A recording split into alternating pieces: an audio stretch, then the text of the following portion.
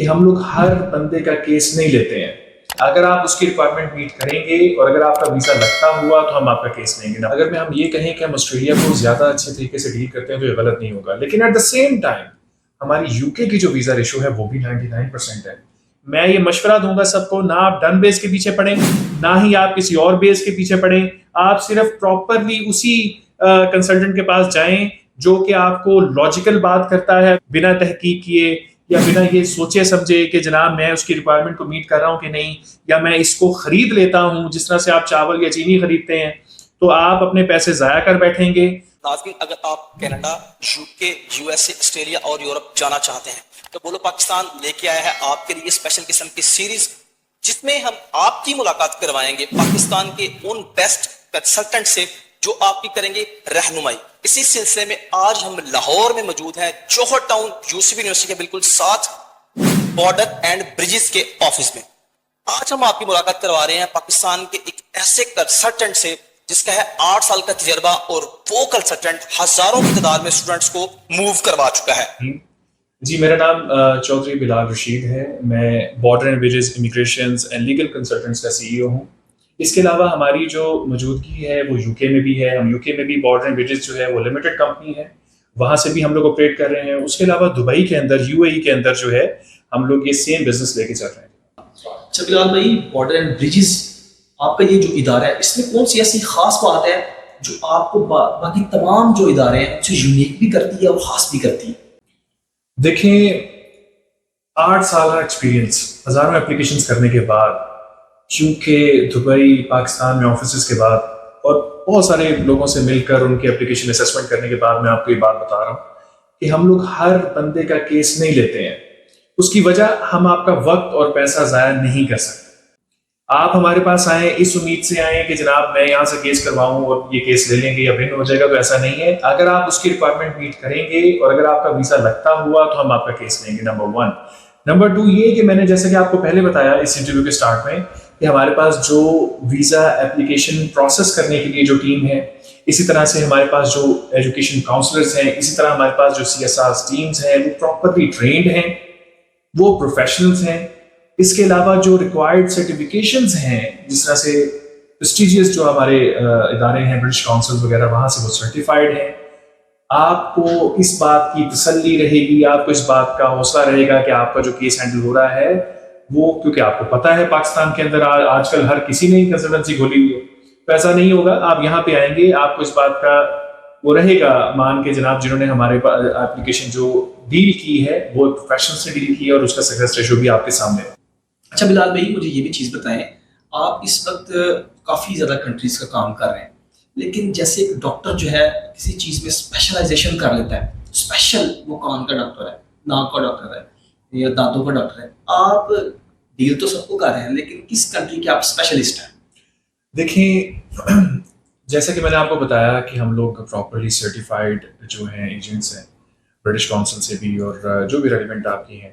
تو ہوتا یہ ہے کہ ہمارے پاس جو زیادہ اپلیکیشنز آتی ہیں وہ آسٹریلیا کے لیے ہیں.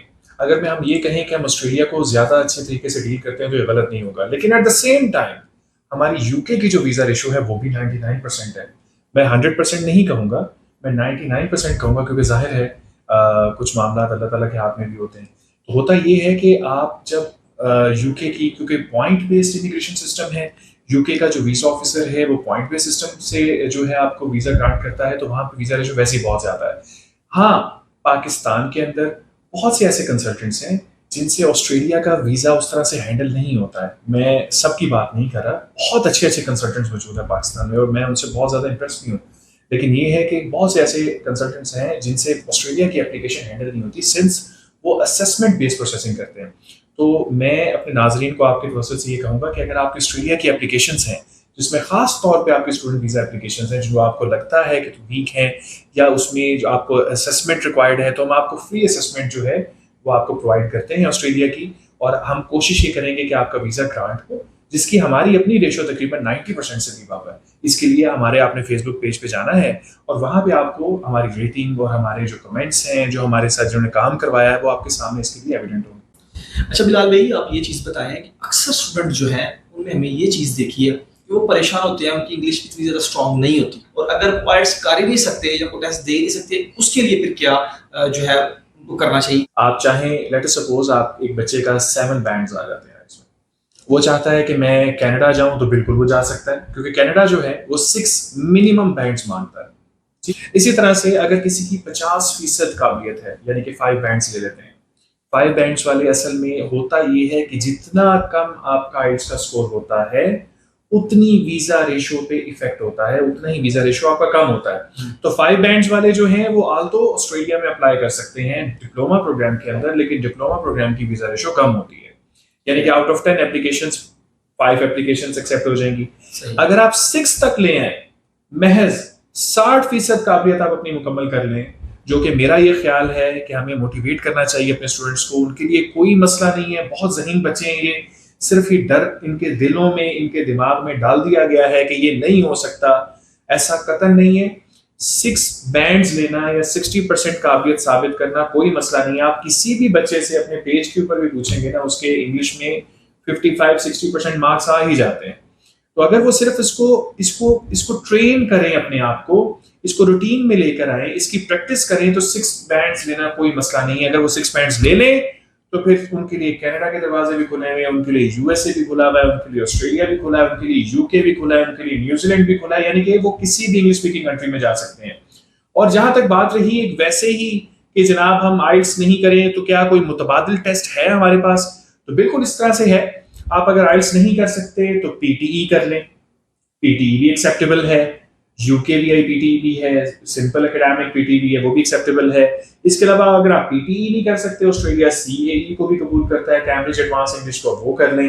وہ نہیں کر سکتے ٹافل کر لیں، ٹافل نہیں کر سکتے او ای ٹی کر لیں. یعنی کہ کہنے کا مقصد یہ ہے کہ آپ کے پاس بہت سی آپشنز ہیں جو کہ ایمبیسیز اس کو ایکسیپٹ کرتی ہیں. اگر آپ آئلٹس نہیں پسند کرتے اور اگر آپ یہ چاہتے ہیں کہ زیادہ سکورنگ قسم کا جو ہے وہ ٹیسٹ ہمارے پاس اویلیبل ہو، تو آپ پی ٹی ای کر لیں. میرے نزدیک تو خیر ان دونوں میں کوئی فرق نہیں ہے. آپ چاہے گلاس میں پی لیں یا کپ میں پی لیں چائے، اس میں کوئی فرق نہیں آئے گا. یعنی کہ انگلش چاہے آپ آئلٹس کے طریقے سے دے دیں یا پی ٹی ای کا ایک اپنا جو ہے وہ طریقہ کار اس سے آپ ٹیسٹ دے دیں، اس میں فرق نہیں آئے گا. لیکن آپ کی ذہنی تسکین کے لیے، اس کی تسلی کے لیے آپ پی ٹی ای کر سکتے ہیں، کوئی مسئلہ نہیں. کام کرتے ہیں کہ ہمارے وہ اسٹوڈنٹس جو باہر جانا چاہتے ہیں، ہمارے وہ دوست جن کے پاس پیسے ہیں وزٹ پہ باہر جانا چاہتے ہیں، یا وہ ہمارے بھائی وہ دوست جو امیگریشن حاصل کرنا چاہتے ہیں باہر کی کنٹریز کی، ان کو آخر میں آپ کیا نصیحت کرنا چاہیں گے؟ دیکھیں، میں سب سے پہلے تو ان کو یہ نصیحت کرنا چاہوں گا کہ ایسے بنا تحقیق کیے، بنا ریسرچ کیے اور آن لائن ریکوائرمنٹس پڑھے بغیر کسی بھی کنسلٹنٹ کے ہتھے نہ چڑھیں. آپ دیکھیں، جس طرح سے آپ بارڈر وزٹس میں جب آپ آتے ہیں نا، تو آپ کی فری اسیسمنٹ ہوتی ہے. آپ کو یہ بتایا جاتا ہے کہ جناب آپ اس ویزا کیٹیگری میں ایلیجیبل ہیں، اس ویزا کیٹیگری میں نہیں ہے، یا اس کنٹری کے لیے آپ ایلیجیبل ہیں اور اس کنٹری کے لیے آپ نہیں ہیں. تو یہ انفارمیشن لینے کے بعد آپ اپنی تحقیق کریں اور اس کے بعد آپ اپنا کنسلٹنٹ چوز کریں. آپ کو سوال پوچھنے سے آپ کے کوئی پیسے نہیں لگ رہے، لیکن اگر آپ پیسے لے کر آ جائیں گے، مثال کے طور پر 50-60 لاکھ لے کر آ جائیں گے کسی بھی کنسلٹنٹ کے پاس، ہمارے پاس یا کسی کے پاس بھی، کہ جناب ویزا لگ جائے، ایسا نہیں ہوگا. ویزا نہیں لگ سکتا. اس پورے میں سمجھتا ہوں انٹرویو کا محور یہی ہے کہ اگر آپ پیسہ اس طرح سے اجاڑنے کے پیچھے لگے رہیں گے بنا تحقیق کیے یا بنا یہ سوچے سمجھے کہ جناب میں اس کی ریکوائرمنٹ کو میٹ کر رہا ہوں کہ نہیں، یا میں اس کو خرید لیتا ہوں جس طرح سے آپ چاول یا چینی خریدتے ہیں، تو آپ اپنے پیسے ضائع کر بیٹھیں گے. اور اس سے ہوگا کیا؟ آپ کی فائل خراب ہو جائے گی.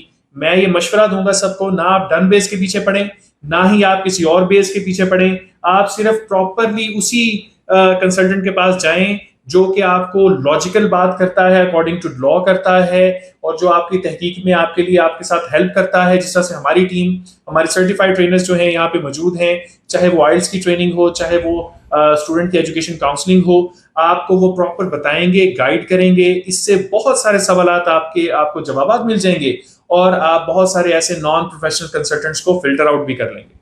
اسی طرح کی انفارمیٹیو ویڈیوز اور ویزاز کے متعلق، وزٹ ویزا، اسٹوڈنٹ ویزاز کے متعلق اس چینل پر آپ کو اسی طرح کی ویڈیوز ملتی رہیں گی. اپنا خیال رکھیے گا اس چینل کا بھی. اللہ حافظ.